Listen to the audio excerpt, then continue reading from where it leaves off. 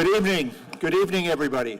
Thank you so much for coming. I'm Bill Tramposh, Executive Director, Gosnell, Executive Director of the Nantucket Historical Association.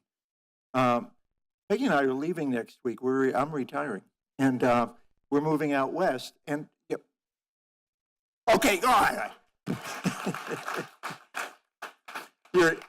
Are you clapping because I'm retiring, or okay?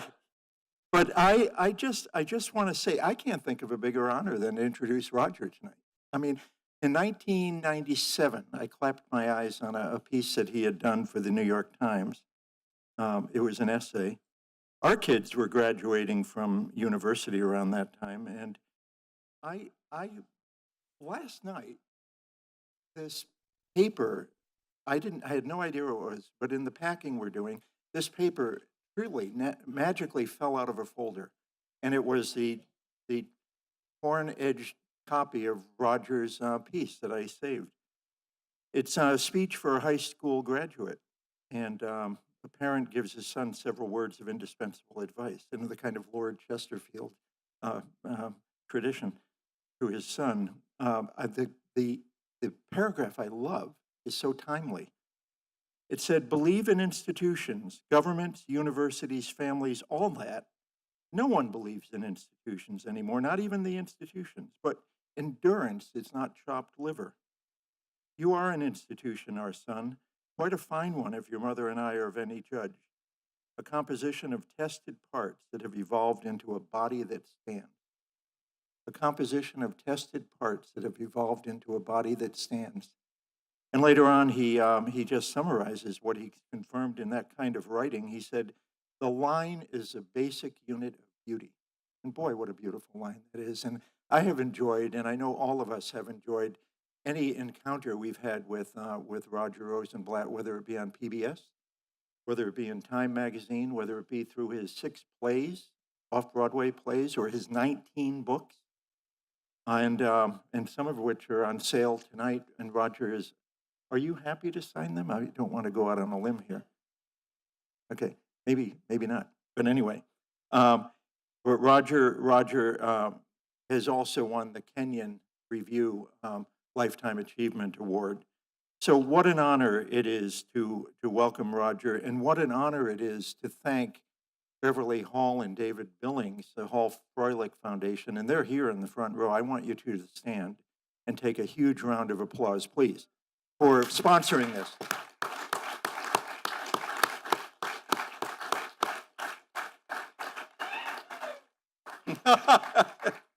And Beverly and David, I just want to tell you, as Peggy and I head west, what a privilege and to know you. And we'll see you again out there, I'm sure. Okay, Roger Rosenblatt, please welcome him.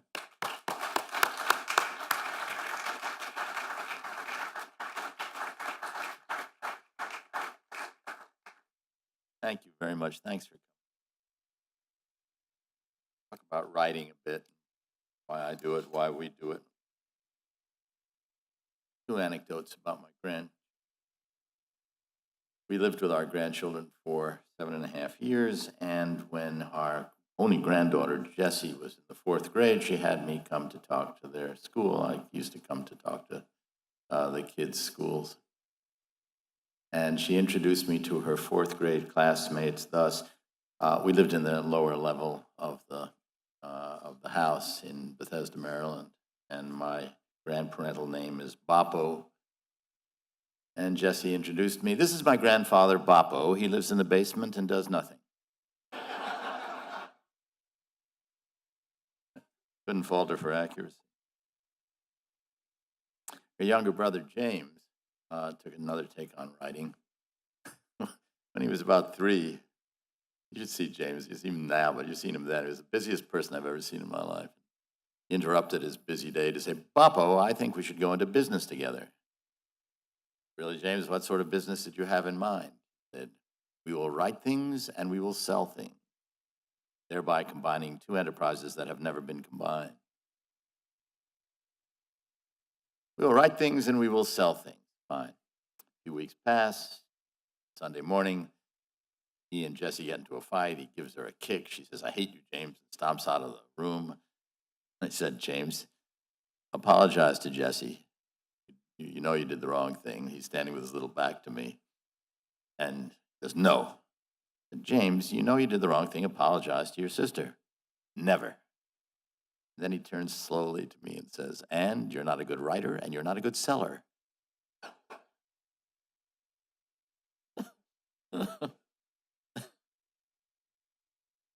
Why write? Why do I write? Um, I can't tell you exactly when I'm sure that all of you who do interesting things try to find some time when you knew what you wanted to do. It may have been one of three things. I remember my grandfather, who came from Germany and was a sign painter in New York, and used to stop. We lived in Gramercy Park, and he used to stop on the Third Avenue L and get off before he went home to read me stories. And he would sit at the end of my bed. I was 3 or 4, and he would read me a story, and it was a wonderful ritual for a child. Then one night he came by and he said, "Raj, you read me a story." And I said, "I don't know any. I don't know any stories, Grandpa." He said, "Oh, just tell me what you did. That's a story. Tell me what you did today."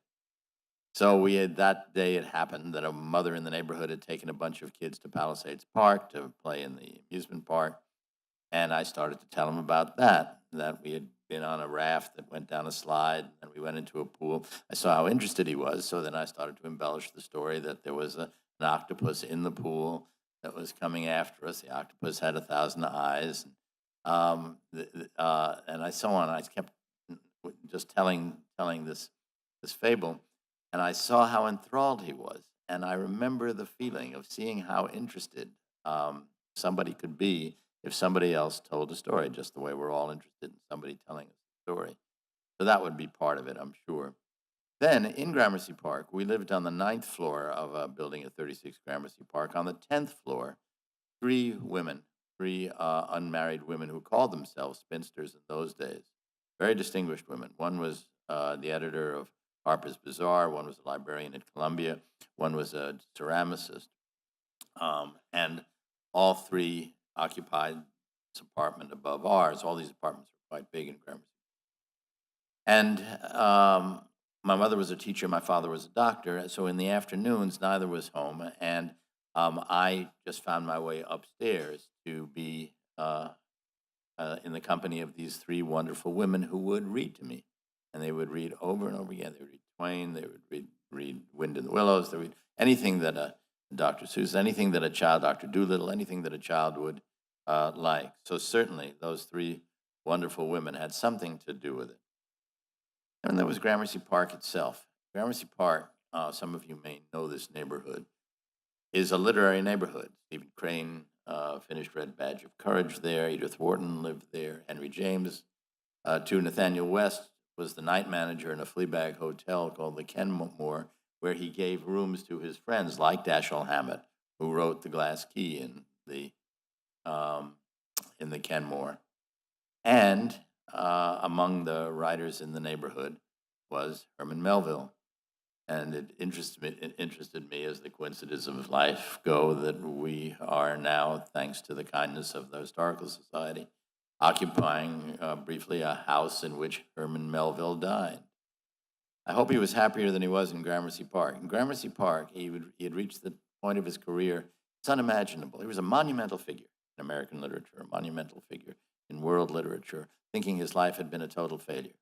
All the reviews of all the books have been terrible. Most terrible were the reviews of Moby Dick, but Taipei Omu, the same. He was working on Billy Budd at the time. I used to picture him, as an older kid, of course, picture him walking around the park and wondering, what has this all been for? What has this all been for? You really do have to love what you do, in anything, I suppose, but certainly in writing, where there would be ahead or behind your era. Nobody would appreciate the fact that you had done something wonderful for the world, wonderful for posterity. So there was the neighborhood, Gramercy Park, and it was a neighborhood that the literary ghosts patrolled.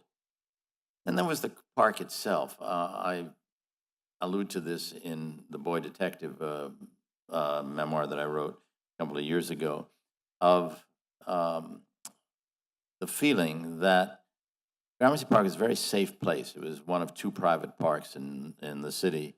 And parents would be, it was a sense of babysitter. The parents would put you in the park, you'd be playing in the park.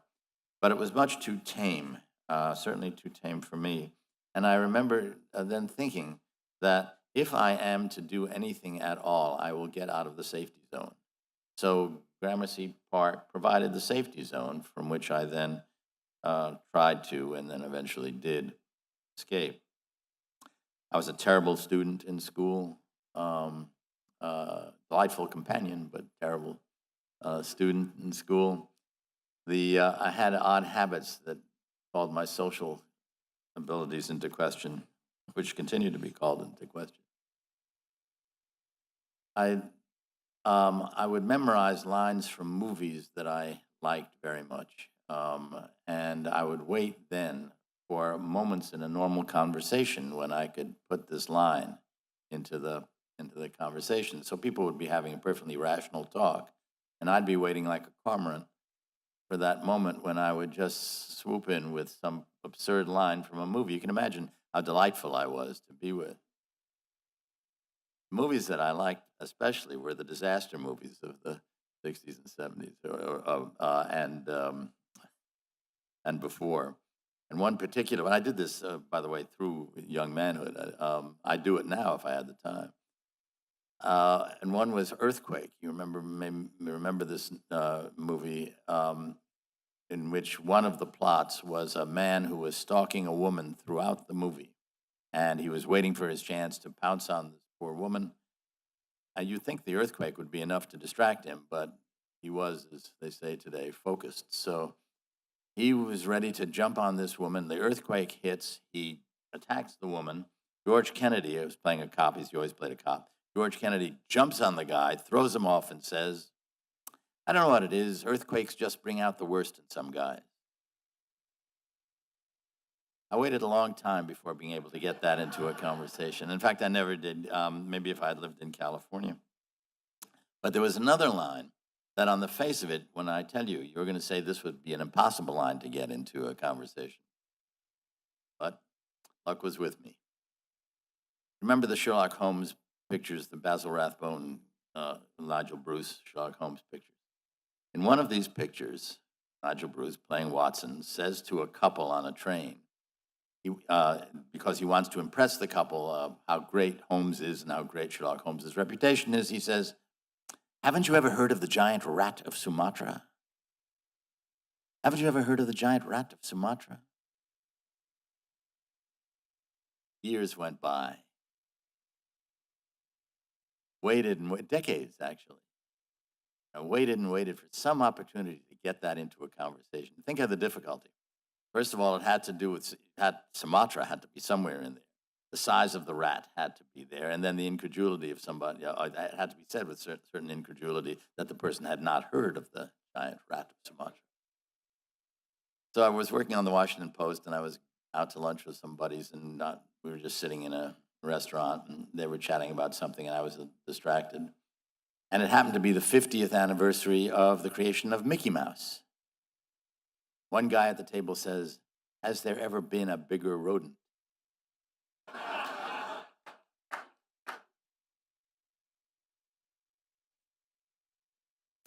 I was a terrible student in school. I was bored most of the time, and I'm sure I bored everybody else too. I was very good at sports and girls, but they didn't seem to count that in the report cards.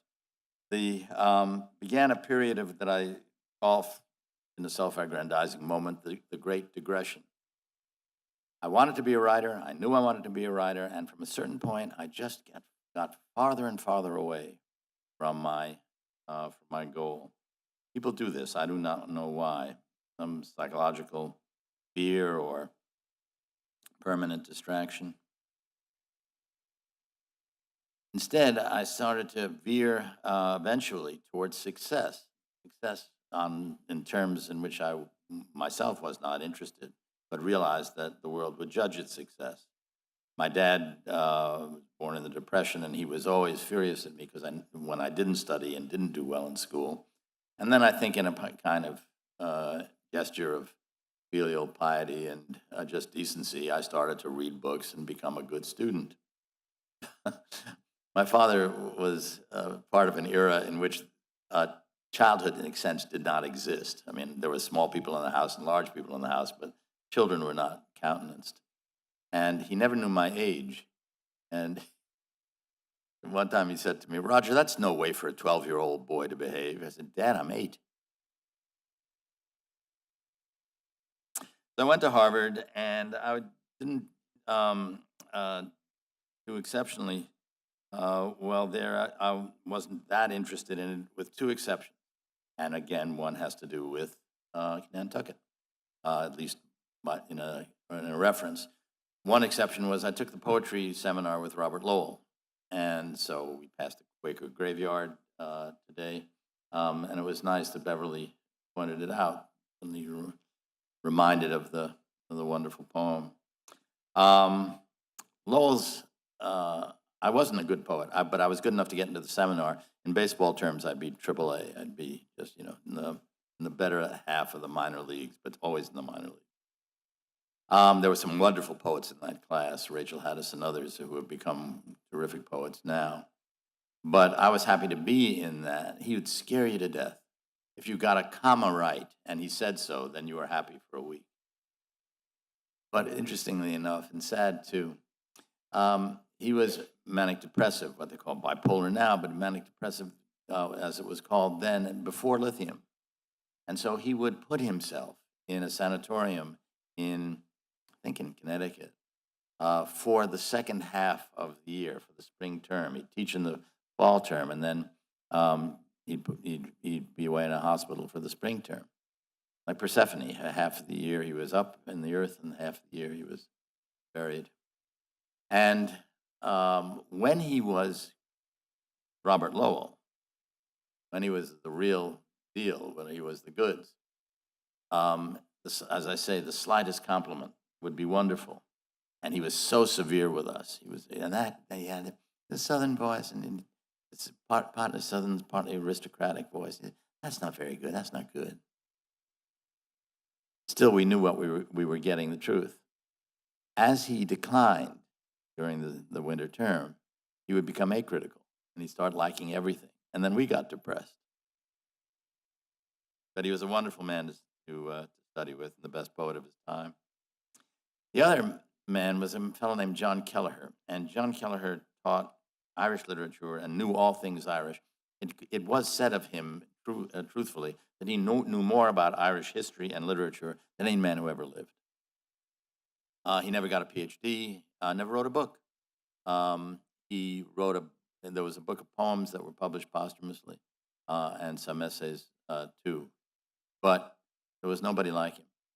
And as soon as I took one course with him, I knew I wanted to be with him. I knew nothing about Irish literature and cared less about it. I grew to love it, but thanks to him. But there were very few people in the class, and I wondered about this. And then I heard, when he was talking, that he had a terrible confounding stammer. And he would wrestle his tongue. You could see it physically, wrestle his tongue to get the words out. If you were patient, as luckily I was, if you were patient, you knew you would get something that nobody else had. He was just wonderful. I don't mean just scholarship. I mean just the understanding of literature of Joyce and Synge and Yeats and the others. And so I was glad I was patient, because I just stuck around, went to Ireland on a Fulbright thanks to him. Ginny and I went to, we had recently been married. And I gave up a really good car to take Ginny with me. I mean, I don't resent it. I don't think about it. Sometimes days go by when I don't think about that car. So Ginny and I went to Ireland, and it was a wonderful, maybe the best year, and in a sense, a formative year, which wound up with a book that I thank you for having available, Thomas Murphy, which is a novel I finished about a year ago, based entirely in Ireland and on Inishmaan. But the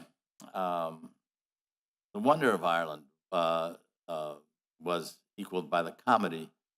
It was impossible for anybody to pronounce Rosenblatt. I've had trouble with it myself, but the postman would go, and everybody was just infinitely polite. So it confounded the matter. He said, good morning, Mr. Rosen."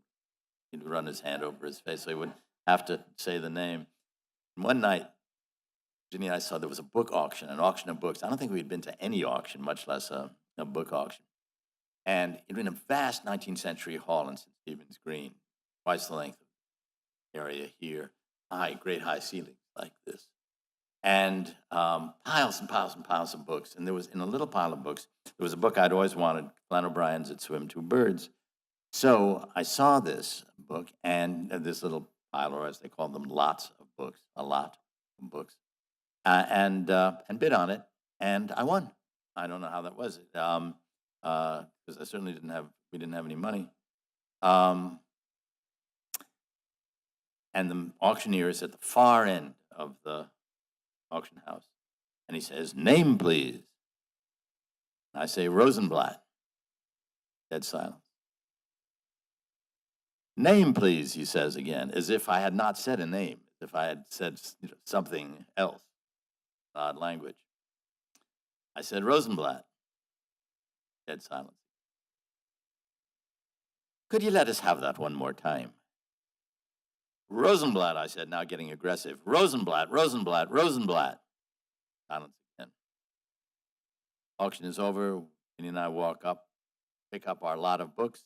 There's the package with my name on it, Frozenwem. I've kept it to this day. We had a great time in Ireland, but in a sense, the Great Digression continued because when I came back, I was appointed to the Harvard faculty in a great job in the Briggs Copeland professorship, which was the teaching of writing. But I was heading again towards an academic career that I did not want and really was not fit for, wasn't good enough for. I had some terrific students. Frank Rich was a student. Mark Halpern was a student. Mark Halpern was amazing. It was he I really wanted to be. He was a wonderful writer even then. And I became a senior tutor in a house, which is sort of resident dean, and then the master of the house, too, and at the age of 28, 29.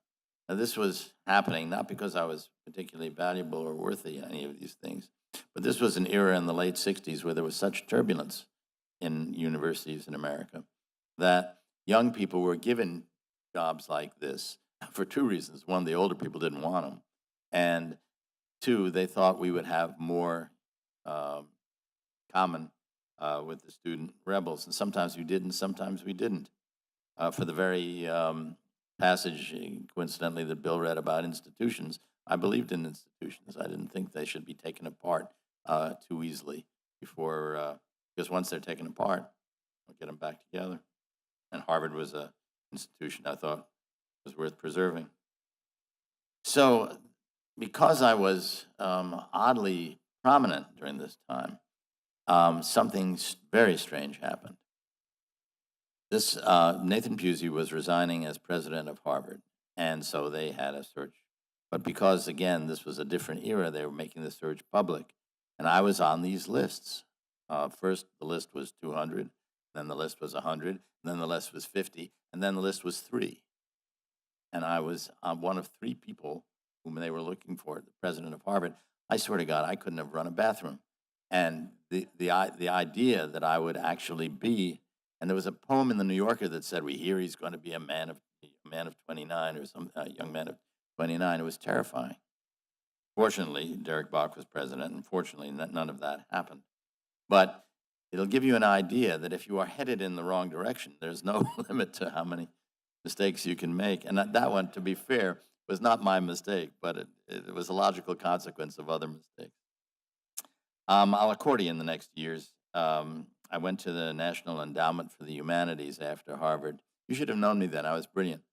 I find that when you give away $120 million a year, every joke you crack is funny.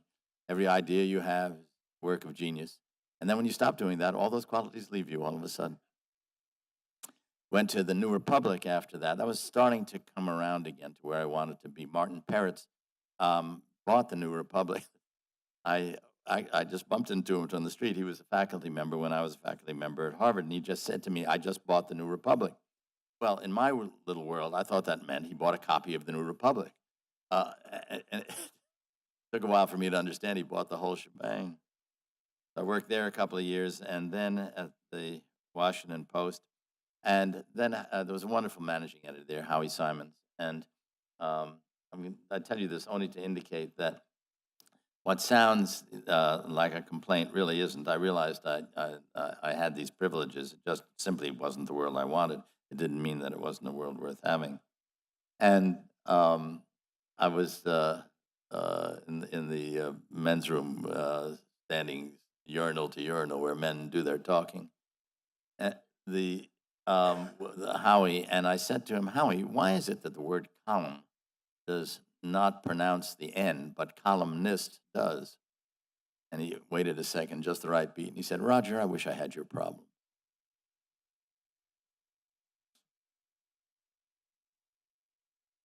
We went to Vermont, and I'll go quickly, just tell you one story there. We were broke in Vermont, but I thought I would try writing then, and I wasn't getting anywhere. And then Time Magazine called, and Ginny answered and said, "Time Magazine's on the phone." And I said, "We ordered a subscription, and I didn't want this." So I talked to the editor, who was Ray Cave, who was great. Speaking of whales, he was Captain Ahab without the sense of humor. And he asked me to come down to New York to talk about a job. So, boy, would I. But I didn't want to appear like the rube I was. I spent the year talking to beavers and things. And I came down to New York, and he told me what the job was. It was fine, writing the Time essay and how much the salary. Frankly, for the salary, it'd be $50 a year, but fine too. But I wanted to show him I had some gumption, so I said, "Well," my voice cracking because I was about to tell a lie. I said, "Well, I'm used to 4 weeks vacation." True and not true. At the Washington Post, where I had worked, I got 3 weeks vacation, but I taught in a university where you get the whole summer off. So I figured the whole thing averaged out. "Well," I said, "I'm used to 4 weeks vacation." I looked at Cave. Cave looked at me. I could tell he was dealing with someone of great authority. Finally, he said, "Fine, Roger, we ordinarily start with 5 weeks. But in your case, we'll make an exception." There were wonderful things working at Time. I was in a catbird seat writing that essay, and the most interesting thing to me was when I stopped writing essays and starting to do reporting. I reported on Ronald Reagan for what was then called the Man of the Year, and now in a more enlightened way, it's called the Person of the Year, or the Person or Event of the Year. And then I invented a story, seeing on television an Iraqi child just standing in the rubble crying. He wasn't hurt. He was just sort of weeping in a kind of metaphor of weeping for children caught in wars. And I thought Children of War as a title. And I went to my editor, went to Ray Cave, and said, "Could I go around the world talking to children in war zones?" That would not happen now. Nobody would know. There is no journalistic organization that would allow it or have the money for it. But then it was allowed, and I did it. And I started to learn how to pay attention to people, to see the world better, to be aware of danger in some ways, certainly strangeness, and above all, suffering. And that continued. After I left Time, I did a piece for Vanity Fair on Sudan and the New York Times on Rwanda about a week after the slaughter. And I remember standing on the bridge over the Kagera River and looking at these bodies coming over the waterfall and thinking, I will never understand. I will never understand us animals, and how we can be enlightened and play the flute and knock each other off in the same day, in the same week. So it was worth all that experience to see the world. Again, I was still in journalism and not doing the writing I'd wanted to do, And then the Great Digression came to a halt when I went to a writers' conference. I had an appointment as a professor of writing in the English at Stony Brook. Went to a writers' conference and went to the readings of Billy Collins and Margaret Atwood and Edgar Doctorow, who later became a great friend. And I realized that these people, Edgar was older, but Billy was my age, had been doing what they wanted to do all their lives, and I had not been doing that. And within a couple of weeks, I quit my job at Time. I quit my job at the NewsHour. I was working at the PBS NewsHour at the same time. So I had no job at Time and no job at the NewsHour and no checks. Strangely, these checks stopped when I quit these jobs. It's always good, guys, to marry above you. I certainly did, and I'm sure you did, all did too. And my wife said that's fine. Didn't care that I wasn't making as much money as I did before because I was doing what I wanted to do. I wrote a novel called Lapham Rising, satire on the Hamptons greed, and I was telling Beverly and Chris at the radio station earlier today. Just now, Frank Langella wants to star in it. I wrote the film script. This was 8-9 years ago, and I didn't think anybody even remembered it. I wants to star in the movie, and the movie's going to be made, I gather, in the fall or just after Labor Day with Frank Langella, Candice Bergen, Bobby Cannavale, and a couple of others, wonderful people. So you never know. Tomorrow, I'm going to tell the people I've imprisoned to take a class with me about 4 elements of writing, and I just want to mention those 5 elements of writing. I want to mention those now instead of going through this chronology, because they are part of it in a way.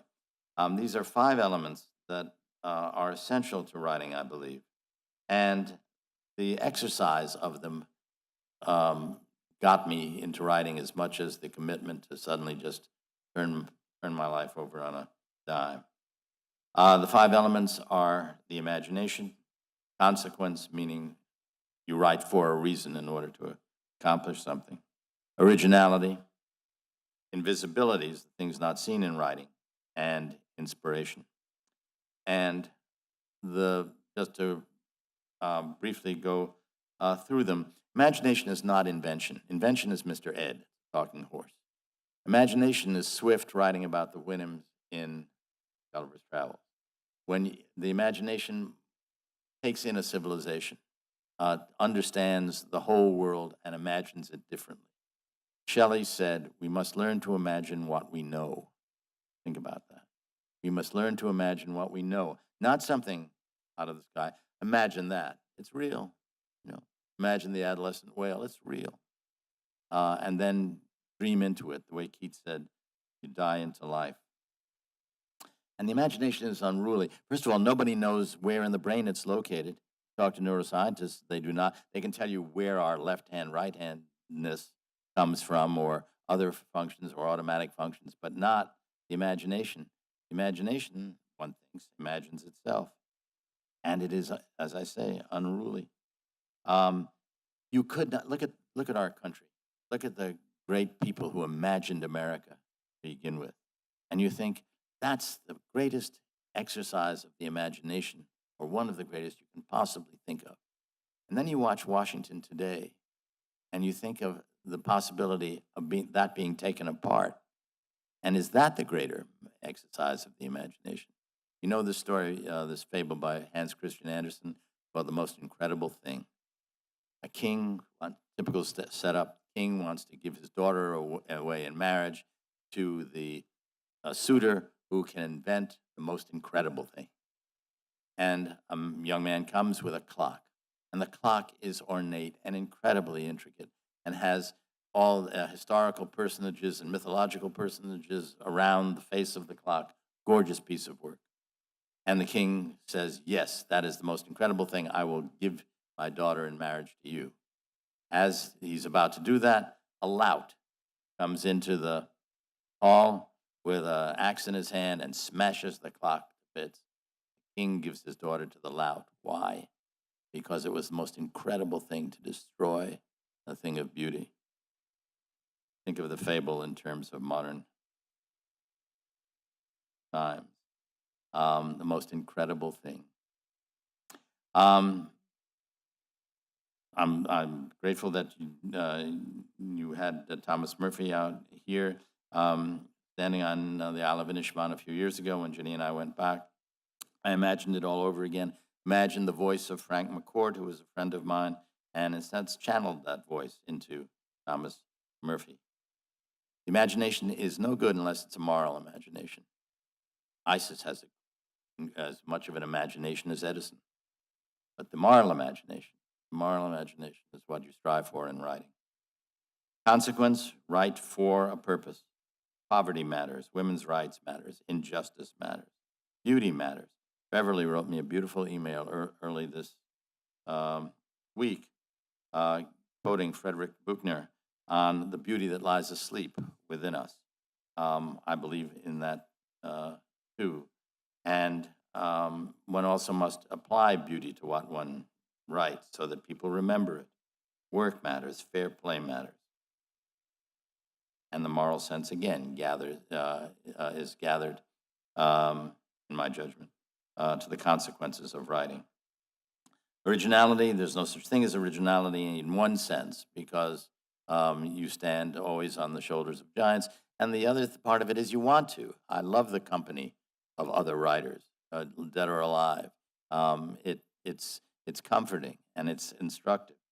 And at the same time, you want to strive for your own language, your own originality in something. Otherwise, you don't make any difference. So you think of Las Meninas of Velázquez's great painting, and there's nothing original there. There's the court, right? You see all the personages who are in the court. They're all real. He didn't invent everything, but he puts himself in the painting. And you see him then, and the reflection of him in the back of the painting. The original within the accepted or established. Create the taste by which you are appreciated. Wordsworth said that. Create the taste by which you are appreciated. Writers. When you write, you want to write in such a way as to instruct readers as to how you write, so they expect you. They look forward to you. Best review I ever got in terms of, not praise, but in terms of understanding was Pete Hamill's review of The Boy Detective, in which he said Rosenblatt writes like a jazz musician, moving from movement to movement to movement. It's all I ever wanted. I have these movements. I play a little piano, so I poorly, but by ear. And it's just the way I write. And I've written 8 books just the same way, movement to movement. Never said anything about it. I was hoping it would be noticed, and sure enough, create the taste by which you are appreciated. Invisibilities in writing are very interesting. Things that the reader sees that the writer doesn't, the writer sees that the reader doesn't, and things that both do not see.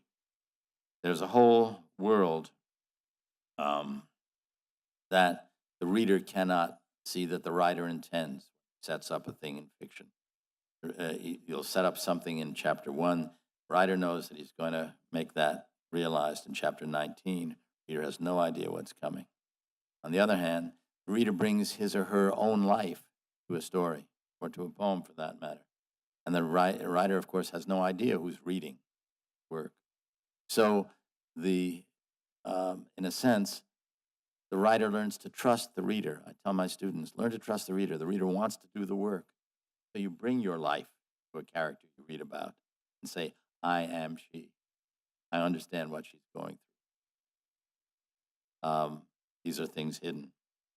And then there are things that are invisible to them both. These are the mysteries of writing, and in a way, the greatest and deepest pleasures. You who have written know what this feeling is. You write a sentence, and your head snaps back. You say, where did that come from? And I have no idea where it came from. None of us has ever an idea where it comes from. Some people who believe in God believe it comes from God. That's what Thomas Murphy does. But whatever its source, it is not to be seen. It is invisible. Connections that I made in making toast, some of them I had no idea where the stories came from, or what again, why I was telling the readers this. In Kayak Morning, I could not see what was under the water, but I felt the power of what was under the water. And it was a different power from the river I saw, quite a different, antipodal power from the water I saw in Rwanda. It was a power of good. My kayak going quietly, seeing the world from the world's point of view.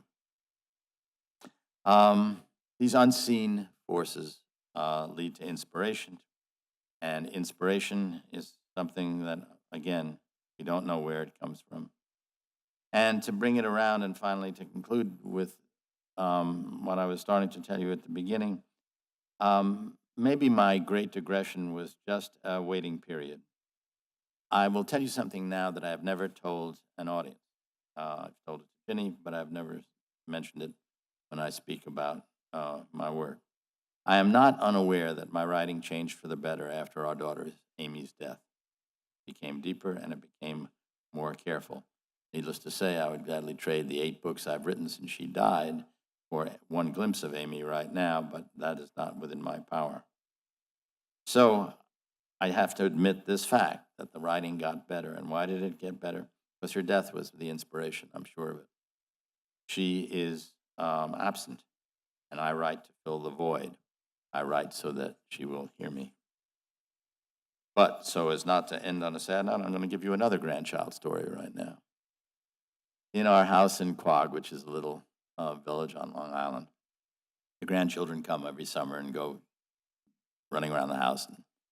And, we have 6 grandchildren, and James of You're Not a Good Writer and You're Not a Good Seller, James started to get furious at the existence of Nate, his cousin, who was younger and certainly was in the contest of who was the cutest kid in the family.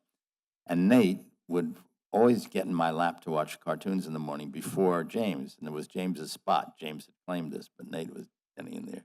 I don't think he did it out of malice. I think he just wanted to see the cartoons. I see James getting more and more furious every morning. One morning, he just doesn't even jump in my lap. He goes stomping off into the kitchen. So later on, over coffee, I was watching him, and I said, "What's the matter, James?" He's just so angry. James, why don't you tell me what's the matter? So I picked him up, and we went to another room and sat him on my lap, and I said, "James, tell me what's bothering you." And he starts to flap his arms like a bird, and he's just can't get out what he wants to say. And he said, "Papo, I started to think the F word about you." I said, "James, you are not the first." Thank you very much.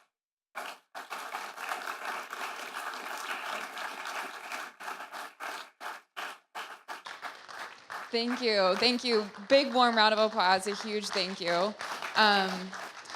Would you like to take a few questions? If anyone has a question for Roger, we have some time for a short Q&A. If you raise your hand, I'll come to you and I'll give you the mic so everyone can hear your question. If we have any questions. Great. Questions? We have one. I'll go to her and then I'll come to you. Just curious on what kind of music you play on the piano. Jazz and pop. And if it gets beyond the keys of C and F, I'm dead. Great. I can fake it fairly well in those keys. We have a question here. Do you think you could tell me some of the names of some of the books you've written? The books I've written, that's the only thing I can tell you. I started out writing, I taught a course in African American literature at Harvard, and the first book I wrote was called Black Fiction. And it was just an academic book. It was as good as I could do, talking about the great African American writers. The other books were often collections of essays, such as Bill was kind enough to read, the essays done in the Republic or in Time magazine. Children of War, the story I mentioned that I did at Time magazine, became a book. That was a noteworthy book. Oh, I'll tell you something that might be interesting. You talk about consequence in writing. When you write very rarely do you see anything good come out of what you do. Something might, but you don't see it. But with Children of War, because it was a story at time, I did see something. One of the children about whom I wrote, a boy named Tikim Seng, who was 8 years old in Cambodia, and then he escaped into Thailand. Buried his parents. He saw horrendous things, what Pol Pot regime did to children and families. But he made it out. He was a strong, tough little boy. I wrote about him. A family in Massachusetts read about him, decided to adopt him as a foster child. He grew up here, had a wonderful life here. He's come to visit us several times. I remember when he stood in my doorway and we embraced, and it was as if we couldn't believe the other was existing. We'd seen each other in such awful circumstances before. And then the recent books, Lapham Rising, which is a satire about greedy people in the Hamptons. It was funny, it was written, and then the bottom fell out of the market, and I had no audience. So I'm the only person who's really happy with Trump. He brought tastelessness back to America. Not a moment too soon. And then I wrote another satire of university life, which I knew called Beat. And then my daughter died. I wrote Making Toast. You might enjoy Making Toast. It's I don't think I don't think it applies to any particular age. It's just a story of a family and how a family rebounds after a tragedy and comes together. Then Kayak Morning, about my own grief, and a couple of novels, including Thomas Murphy. So thank you for the question. I will travel with you on all publicity tours. I'll plant you in the audience. You'll ask the same question. I've got a question here, and then I'll come across the other side. Thank you, Mr. Rosenblatt. Are you an Irishman, are you? My question to you is, as someone who has traveled a lot, and I've certainly feel like I've been fortunate enough to travel around a lot, and I have stories. I feel like I have stories to tell, but I find myself sometimes thinking, how do I get these stories out? Am I doing my best to get these out? And they sound weird if I write them down. It doesn't sound right. What advice would you give someone that's struggling to write a story or? It's such a common problem, and I tell you, it's not just common to you. Every time I write, it's as if I've never written before.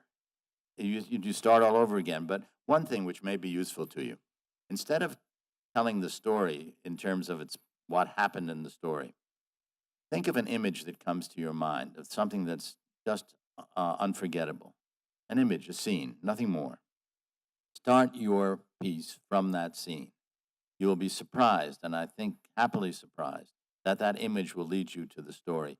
A much better telling of the story than if you told, this happened, this happened, this happened, this happened. I cannot explain why this is so, but I know it's so.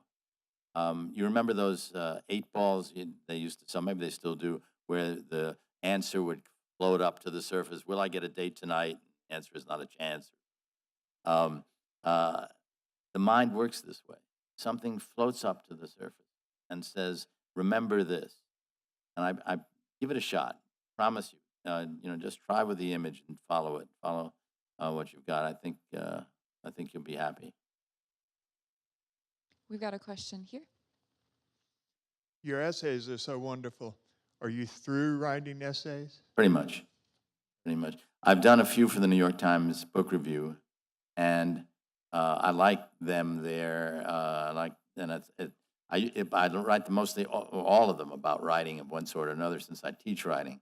So I might do some more there, but by the way, thank you so much for what you said about the essays. I enjoyed the form, but I'm just into other things now, so I won't do it.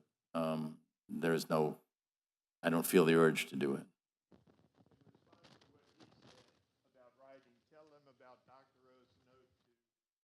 O's note. The question is about Dr. O's note to his daughter.